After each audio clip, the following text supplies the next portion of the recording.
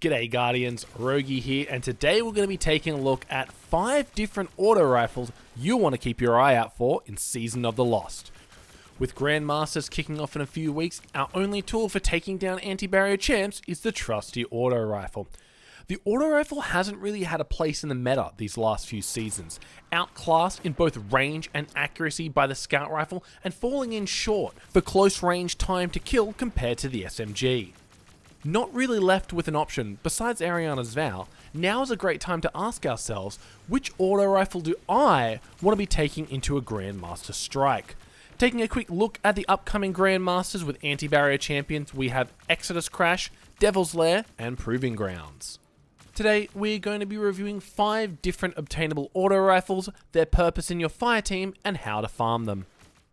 First up on the list, we're going to be taking a look at the newest auto rifle to join the ranks, Chrysura Melo. I'm sure I'm pronouncing that incorrectly. Chrysura Melo is an energy-based, high-impact frame, 360 RPM auto rifle. The first thing that stands out to me on Chrysura Melo is the range, the highest of all the auto rifles we'll be looking at today. I've had some of these drop these last few weeks where the range bar is completely maxed out. Now, of course, range plays a huge part in taking down anti-barriers in a Grandmaster strike, which is why scout rifles have always been a fan favorite. And who could forget the anti-barrier sniper rifle, easily the most fun I've had in Grandmasters ever. But I'm getting sidetracked. The point is, range equals good, and Chrysura Melo has the most. Alrighty, enough groundwork setting, let's take a look at how it's performing.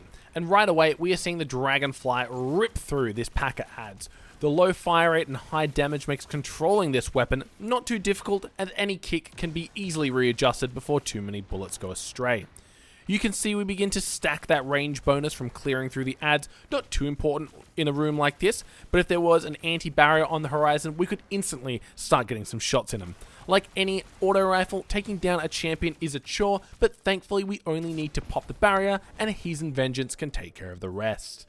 Overall, I'd say Chrysura Melo is a strong choice. I'd be confident taking this as the only anti-barrier weapon on the fire team into a Grandmaster. It's got the range necessary to keep yourself safe while dishing out the damage, and that high impact frame allows me to deal with any minors or mages that get in my way.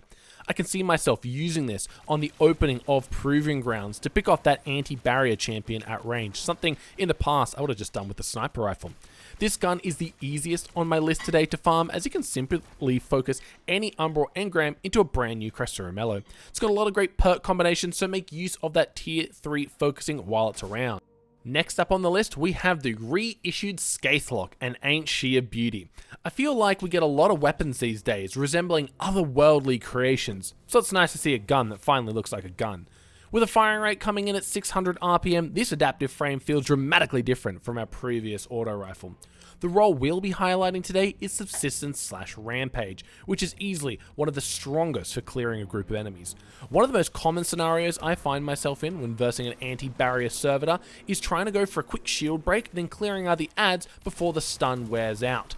The value that Subsistence brings is you'll have plenty of ammo left over to continue shooting that servitor once you've cleared out all the adds, and hopefully with a nice stack of Rampage X3, it'll make it a cakewalk.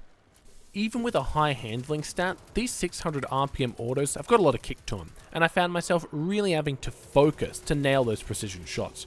I've held on to a heating up Rampage roll to help even out some of those stability issues I'm finding. Jumping into some gameplay, I'm finding the time to kill to be a bit long without my Rampage stacks, crutching onto my grenades a few times to thin out the horde, but once it's up and running, Scathelocke absolutely shreds.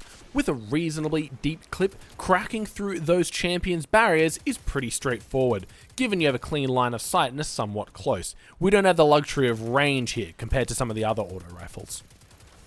If 600 RPM auto rifles are your jam, then Scathelocke might just be the gun for you. Its handling may take a little bit of getting used to, but once you've got its recoil pattern down pat, enemies beware. Getting your hands on a reissued Scathelocke isn't too tricky. It's been added to the loot pool as a world drop, so every legendary engram has a chance of being one.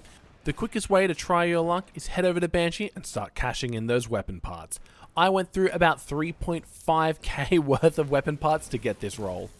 Now for my final point, would I use this auto rifle when jumping in to a Grandmaster? No, it's not my first choice.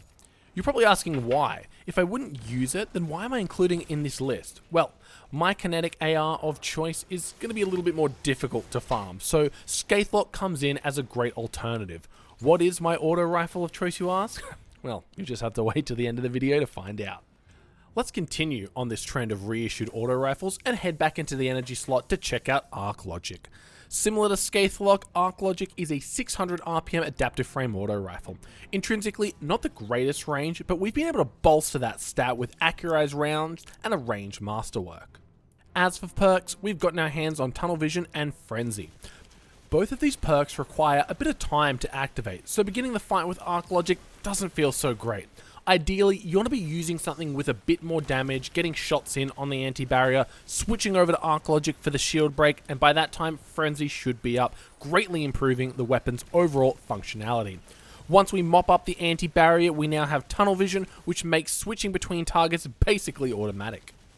With the highest handling of all of the auto rifles on this list, firing Arc Logic is a real treat. With Frenzy and Tunnel Vision active, you may as well be using a trace rifle with how accurate this gun is. Find yourself a clean line of sight and you'll be hitting entire clips worth of precision shots on even the most slippery of enemies. With Arc Logic's high handling and deep clip, it's going to be a great choice for close range encounters such as the Protect the Ghost Room in Exodus Crash, where the final phase has you taking on 2 anti-barrier servitors. Arc Logic was reissued in Season of the Splicer and is easily farmable at the Lectern of Enchantment. Pick up an Essence of Failure, follow Toland around, complete a few waves of Altar of Sorrows whilst getting some auto rifle kills, and you've just earned yourself a brand new Arc Logic. With a lot of great perk combinations, it shouldn't be too difficult to snag a version you'll be proud of to have by your side in GM season. Speaking of Season of the Splicer, let's rush over to our next featured auto rifle, Chroma Rush. During Season of the Splicer, it felt like every second Reddit thread was about how great Chroma Rush is and how excited they were to see a spiritual successor to the recently sunset Steel Feather Repeater. At 720 RPM, Chroma Rush is the fastest auto rifle we'll be looking at today. I'm running Feeding Frenzy and Kill Clip, but other notable roles are Heating Up or Subsistence in Column 1 and Rampage in Column 2. Obviously, with the highest RPM comes the lowest impact, so you want to be activating Kill Clip as quickly as possible. Once that's done, you'll easily rip through any adds in your way, gaining you Feeding Frenzy for a near instant reload, refreshing your Kill Clip in the process, rinse and repeat. As for taking down barrier champions, it's going to be a bit more tricky. You don't have nearly the same amount of range or handling as our previous mentions, so positioning is going to be key. Find yourself a safe forward position, Chroma Rush at the ready, and that barrier will be down before the champion even knows what happened. I reckon Chroma Rush fits nicely as something to complement a long range loadout, like an overload bow or blinding grenade launcher, pulling it out to deal with a wave of rushing dregs or taking down that barrier shield. Chroma Rush is easy enough to farm. Just go over to the helm, jump on that Umbral Decoder, you have a couple of options available to it. When focusing the engram, you get either a Chroma Rush or an ignition code, or you can use the new Tools of the Splicer engram to get 2 random weapons from Season of the Splicer. And with that, we've made it to the last weapon on my list. The auto rifle I'll be using to assist me on my way to a 3rd Gilded Conqueror. Tigerspite. Tigerspite is the best auto rifle in the game right now, but also the most difficult to get.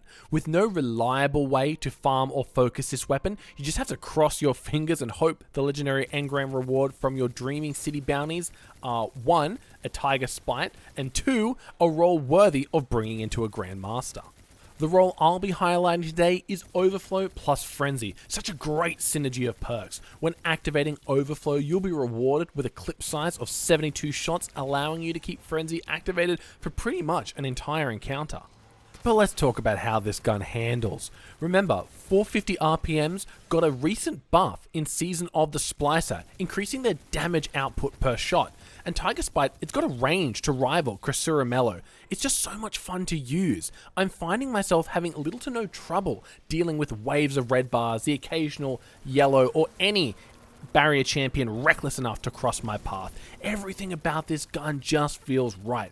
Once you start that fight, get an overload magazine, you'll have Frenzy backing you up, you'll find yourself not wanting to switch off your primary. Keep in mind you will actually need to pick up the ammo brick for the overflow to proc. I'm often reminding myself to shoot off a few empty vessel grenades just so I can start proccing overflow again. Like I said, Tigerspite is at the top of my list of auto rifles you'll want coming into the new season of Grandmasters. If you haven't scored yourself one, head over to Petra in the Dreaming City. Any of the bounties rewarding legendary engrams will give you a choice. After you've completed the 2 weekly ones, there will be a single daily bounty that rewards a legendary engram, so you'll get at least 1 chance per character per day. There are a couple decent alternative roles such as Subsistence and Outlaw in Column 1, Kill Clip and Swashbuckler in Column 2, but realistically you want Overflow, you want Frenzy. Those are going to be the perks to chase to make sure that your Tigerspite is at the top of its game. So there you have it, my take on the most reliable auto rifles in the current Destiny 2 sandbox. I'm so excited for this season of Grandmasters. We've got some really fun mods to play with from the seasonal artifact. Fusion rifles are reigning supreme, and the corrupted and proving grounds in the same rotation. We've really got our work cut out for us. Thanks so much for tuning in, Guardians, and I'll see you in the next one.